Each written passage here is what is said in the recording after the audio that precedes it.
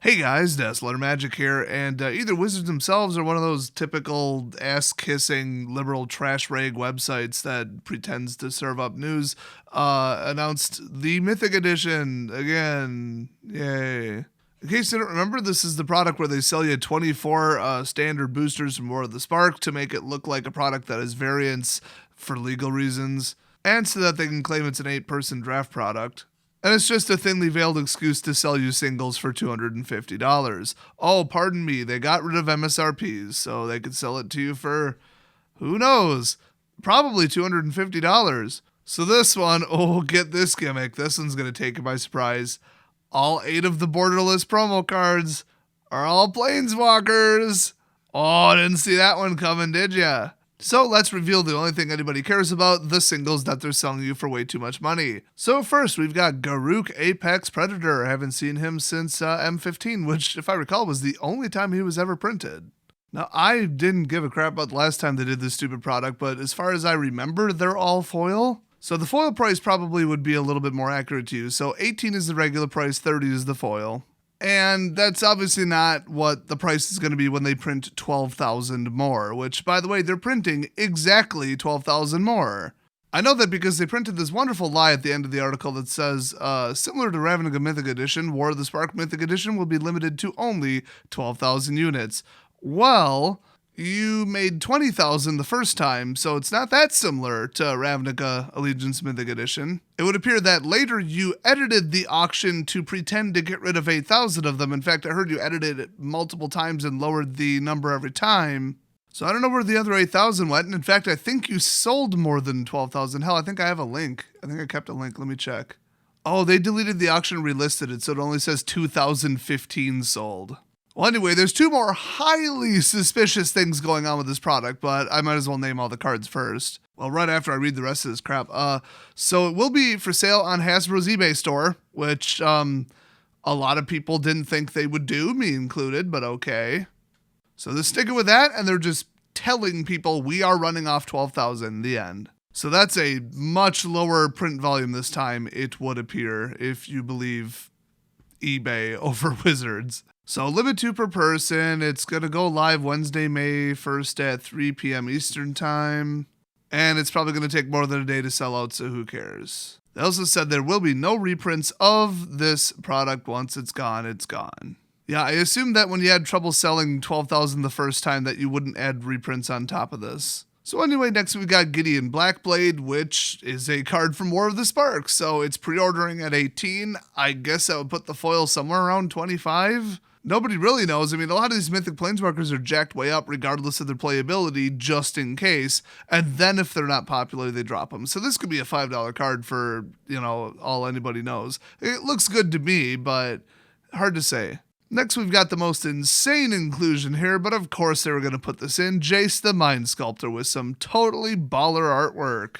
Really, I thought they'd go with him crying and hugging Vraska while doing makeovers and eating ice cream on the steps of, whatever the hell that place was. Oh yeah, Space Mexico. So Jace the Mind Sculptor was in Eternal Masters, and it was also in From the Vault in promo form. So his regular Eternal Masters version was $140. Doesn't really matter what the foil was because the promo version from the Vault was $184. So that's definitely a closer price to use regardless. Now, the other thing is, I'm pretty sure Jace went down to I want to say 60 or 70, at least 80 when Eternal Masters came out. And that was just due to the print volume. I mean, you print more of it, the price goes down. Shocker. So I fully expect this to just hit 100, instantly. On arrival, be $100.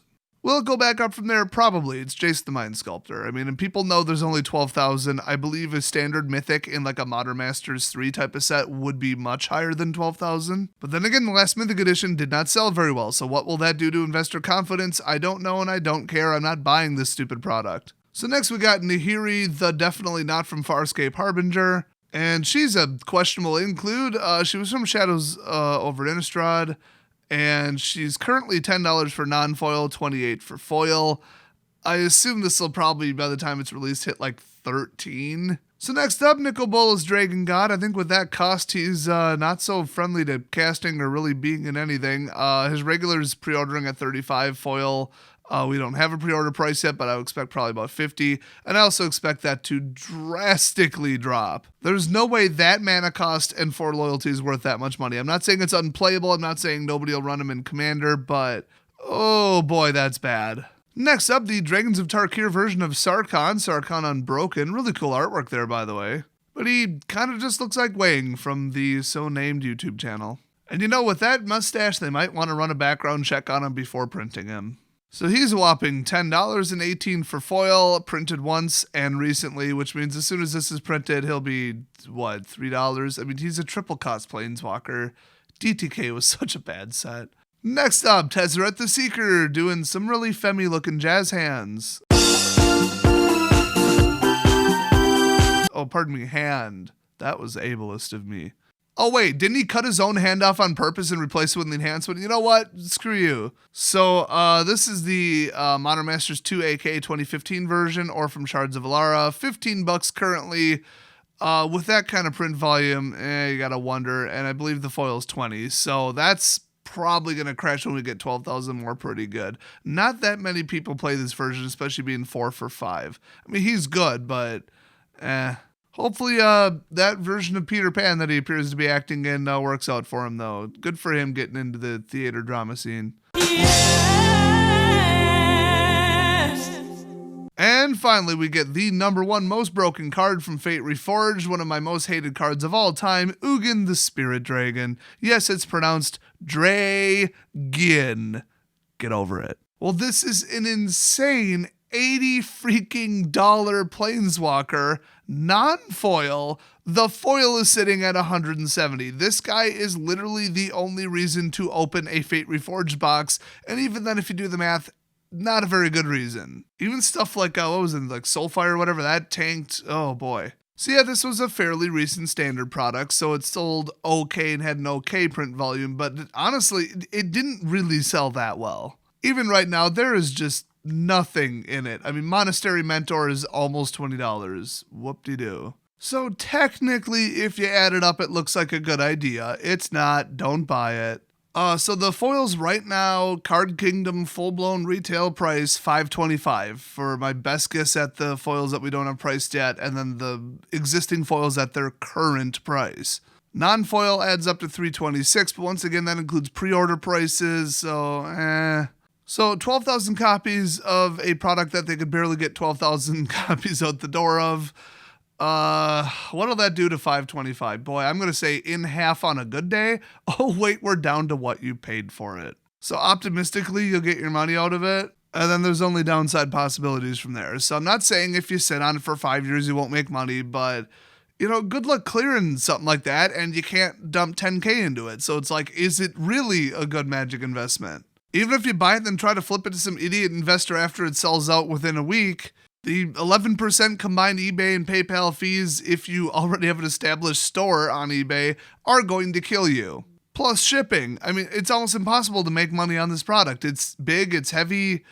Oh man, even the singles, like, okay, but then they all have to go up, and some of these are very highly unpopular. I think putting all the value in Ugin and Jace and then just cutting it off and putting a bunch of just filler jank in the middle, very dangerous. That could backfire really quickly. It's like not diversifying your investments. In fact, it literally isn't diversifying your investments. I was going to say it's kind of like that. No, that's exactly what it is. It's putting all your eggs in 2 baskets. And guess what? Easter's coming. That has absolutely nothing to do with the metaphor, but it sounded cool, so I said it. You know what? I'm going to find those baskets of eggs because Easter, and then I'm going to hard boil them and eat them because I need a lot of protein because I've been doing mad weightlifting lately. So because of that, definitely do not buy this god-awful greedy pile of garbage. You're just buying singles product.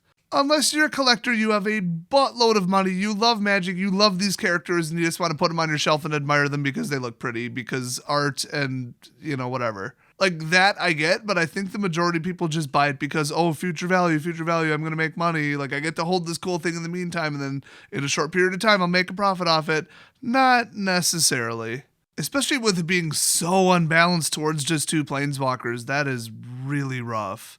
I mean, the big risk, in case it's not occurring to you, is that in some sort of reprint set like Modern Horizons, probably 2, I don't think they would do this to 1, they drop Jason Ugin into it. I mean, 1 reprint at that volume with a card like Ugin that's only been printed once ever, and the value is just gonna tank. The same goes for Jace, and he's so high and so well known and so broken and so banned in multiple formats, he's definitely a go-to if you want to add money to your reprint set, like they did for Eternal Masters. So both are very, very, very short list for being in a reprint set. I don't think they'll say, oh no, we need to preserve the financial and value integrity of something we already sold a year ago, by the time like 2020 rolls around. They could, but I don't think they will. And the rest of the cards right now, not considering the reprint that's about to happen called War of the Spark Mythic Edition, they add up to $171 foil and $106 non-foil.